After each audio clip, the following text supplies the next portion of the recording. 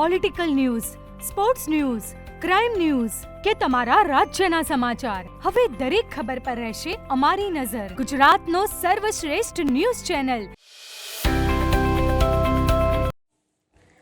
સ્વદેશી મેળો તારીખ 9/3/2026 થી 15/3/2026 ચાણસ્મા ખાતે નગરપાલિકા દ્વારા આયોજન કરવામાં આવ્યું છે.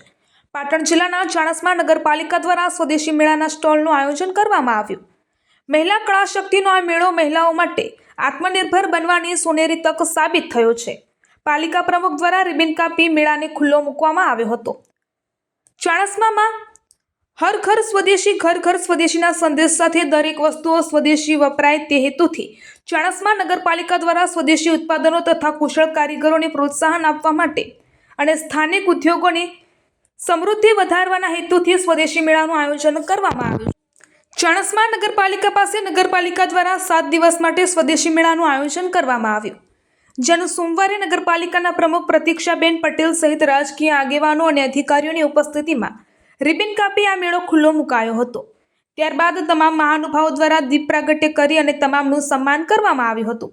આ પ્રસંગે અનુરૂપ સંબોધન કરવામાં આવ્યું હતું. યોજાયેલા મેળામાં વિવિધ પ્રકારના સ્વદેશી વસ્તુઓના વેચાણ માટે અલગ અલગ સ્ટોલ મુકાવવામાં આવ્યા હતા.